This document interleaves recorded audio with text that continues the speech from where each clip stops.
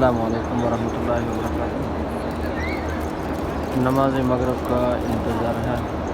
نماز مغرب بالکل قریب ہے۔ حجاج کرام نماز مغرب کے انتظار میں بیٹھے ہیں ماشاءاللہ صفوں میں۔ حجاج کرام اگر آپ نے اندر جانا ہو نماز مغرب ادا کرنے کے لیے، اس کے لیے آپ کو تقریباً آدھا گھنٹہ 45 منٹ پہلے اندر جانا پڑے گا، تو آپ کو جگہ ملے گی۔ اگر احرام میں ہے تو آپ آدھا گھنٹہ 45 منٹ اندر جائیں، آپ کو جہاں طواف مطاف میں آپ کو جگہ مل جائے گی۔ ناظرین اگر کپڑے کے ساتھ ہیں تو آپ کو اندر جانا ہو، تقریباً اوپر والی منزل ہمیشہ ہر وقت کھلا رہتا ہے، تو اگر نیچے آپ نے نماز پڑھنی ہے اس کے لیے بھی 1 گھنٹہ پہلے اندر جا کے انتظار میں بیٹھنا ہوگا۔ مثلاً اوپر جانے کے لیے آپ نے 91 نمبر کا انتخاب کرنا ہے۔ 91 نمبر سیڑھیاں لگی ہیں، اس کے اوپر چڑھیں تو انشاءاللہ آپ کو پہلی منزل پہ لے جائیں گے۔ وہاں جہاں مناسب جگہ ہو وہاں آپ بیٹھ جائیں۔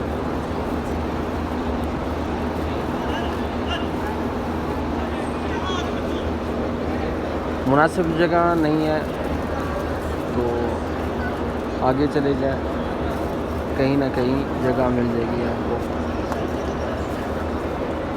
ناظرین اگر آپ نے باہر بیٹھنا ہے، جس طرح یہ حجاج کرام بیٹھے ہیں، تو اس کے لیے کوئی ٹائم ٹیبل نہیں ہے، ادھر جگہ مل جاتی ہے۔ کہیں ادھر بھی جگہ بند کر دیتے ہیں، راستہ بند کر دیتے ہیں جب حجاج کرام یعنی کہ چھوٹا چھوٹا ایریا بنایا ہوتا ہے۔ اگر ایریا فل ہو گیا تو وہ آپ کو پولیس والے جانے نہیں دیں گے۔ اگر ایریا میں جگہ ہے تو آپ کو جانے دیا جائے گا۔ ناظرین آپ مغرب کی نماز اور عشاء کی نماز ایک جگہ بیٹھ کر ادا کریں۔ درمیان میں جو وقفہ ہوگا گھنٹے کا یا 1.5 گھنٹے کا، تو آپ انتظار ادھر قرآن مجید پڑھیں، تسبیحات پڑھیں اور عشاء کی نماز وہیں ادا کریں، کیونکہ وقت تھوڑا ہوگا۔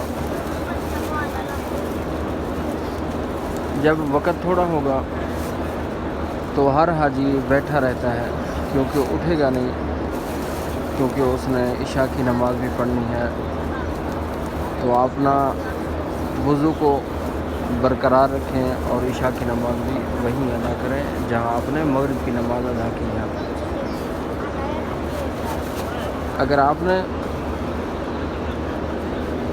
رش سے بچنا ہو تو رش سے جب بچیں گے تو تقریباً نماز کے بعد 20 منٹ کے بعد آپ ادھر سے اٹھیں، آپ کو جگہ مل جائے گی، یعنی کہ باہر نکلنے کا راستہ آسانی سے مل جائے گا۔ اگر آپ فوراً باہر نکلیں گے آپ کوئی نہ کوئی پریشانی میں آ جائیں گے، یعنی راستہ نہیں ملے گا، آپ کو پریشان ہوں گے۔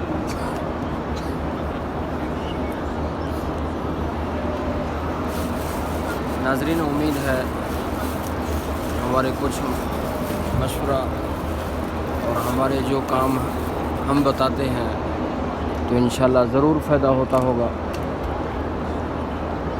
حجاج کرام کو بھی بتائیں جو آپ کے ساتھ آ رہے ہیں یا عمرہ کے لیے آ رہے ہیں، تاکہ ان کو سہولت ہو، وہ پریشانی سے بچ سکیں۔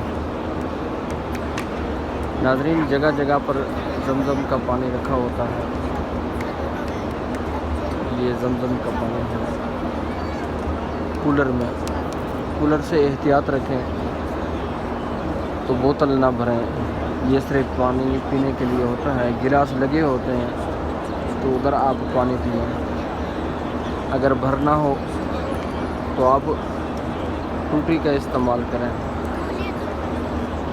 جس طرح یہ دیوار کے اوپر نل لگے ہوئے ہیں، ٹوٹی وغیرہ لگے ہوئے ہیں، حجاج کرام ادھر سے بھرتے ہیں وہاں کا انتخاب کریں۔